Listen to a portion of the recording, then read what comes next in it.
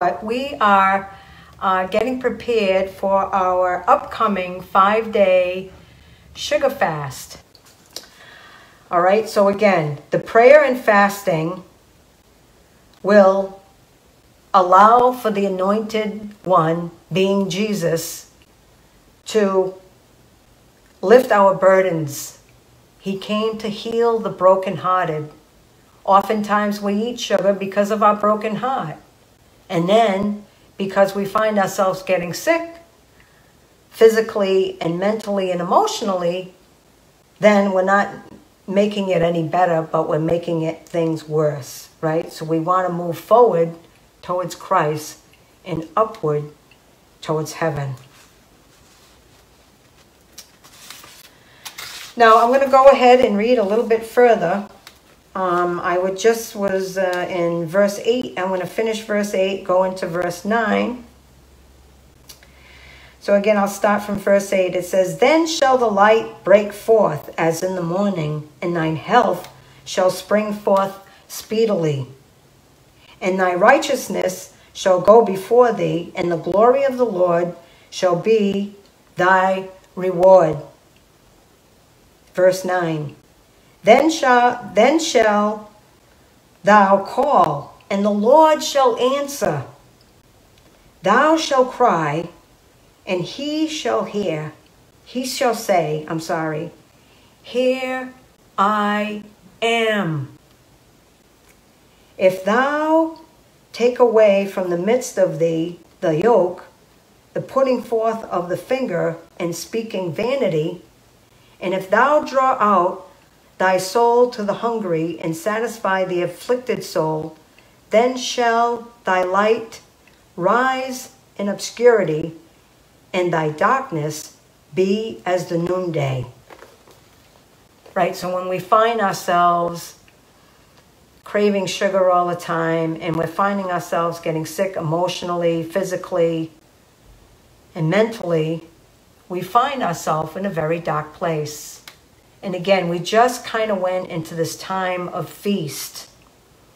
The question is, do we ever find ourselves in a time of famine like they did way back in those days? And the answer is no.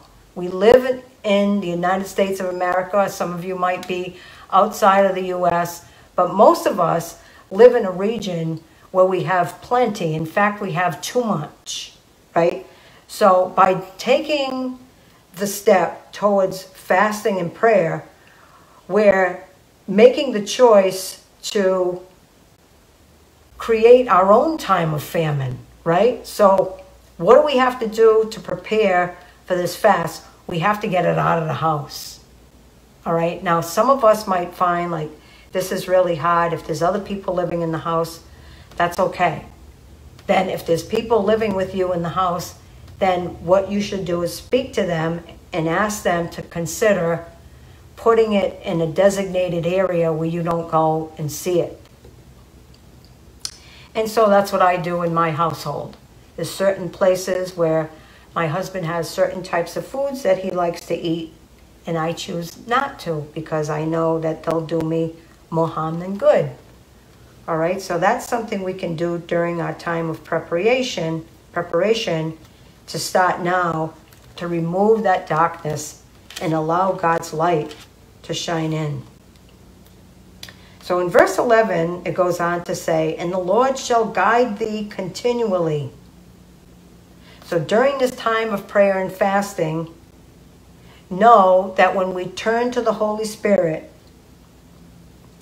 that He will continuously guide us. It won't be just during our time of prayer, but because we're going into this time of prayer and fasting, know that God will shine the light as the noonday. There's not going to be any gray areas. There won't be times of confusion. Why? Because we're putting our trust in Him and we're leaning on Him.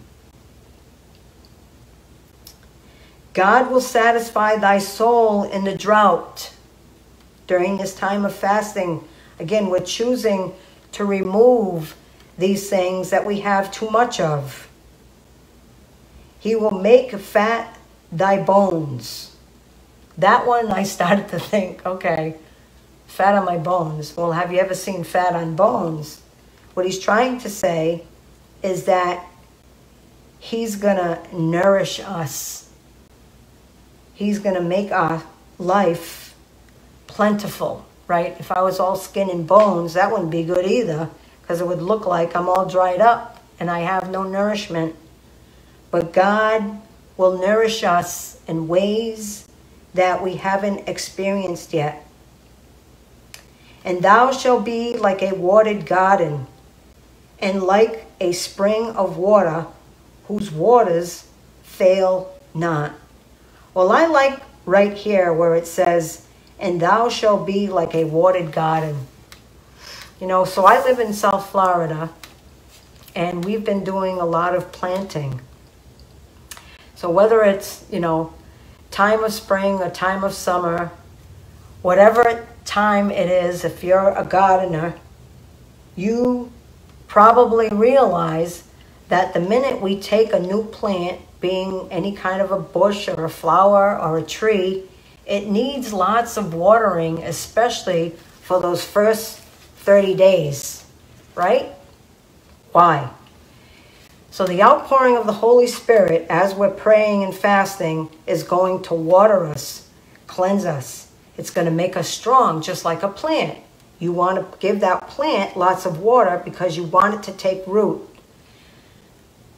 And the Holy Spirit works the same way. Our bones seem to dry up. Sometimes we go into a time of being dormant. Again, we've had this feast. I think that our souls have gone dormant in a way. Sometimes we pay too much attention to the festivities rather than, you know, whether it was Thanksgiving or Christmas, even New Year's, right? We seem to celebrate, but we celebrate so much that it becomes all about us and not about the Lord. So by turning our heart, soul, and mind to Jesus during this 5-day sugar fast, we're going to allow the Holy Spirit to cleanse us, to strengthen us. We're going to allow the Holy Spirit to come into those hidden places that we don't realize why we keep craving sugar and how we kind of let it get out of control in our life. What we do know is that we can trust in the Lord as long as we keep our heart, our mind, and our soul fixed on Him.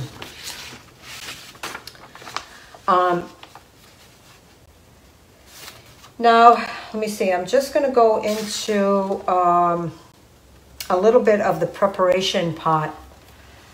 So we can start now. I mean, even though the 5-day sugar fast begins on January 10th, I want you to, again, to start considering removing the stumbling blocks and start praying to God about the message that I prayed about today, right? So this is where I can lead you into prayer by helping you to think deeply about our need for Christ and why we don't need sugar in our life, right? Sugar's become an enemy. We know that it's become an epidemic. There's been more type 2 diabetes than ever. I mean, they do know, you know, heart disease, cancer, stroke. There are actually so many diseases that are linked to sugar that I can't find a piece of paper big enough to write a list, right? It does us more harm than good. That's where we can begin. Asking God to help us to create an environment that's a safe environment. But God can give us His protection as long as we're willing to look at His ways and begin to pray to Him with a prayer of thanksgiving. So that's where I want to leave you today, is to begin to thank God for your health. Begin to thank God for the food that He created for you and I. Food that we could enjoy, and food that would nourish our bodies, nourish our souls, and nourish our mind. Think about how unhappy we are right now when we find ourselves craving food and giving into those cravings only to find ourselves feeling like we're in a trap again and again. But again, know that Jesus is the anointed one. He's the one that God brought to us to heal the brokenhearted and set the captives free, to allow the Lord to cleanse and detox our heart, our soul, and our mind. God bless you, and thank you for joining me.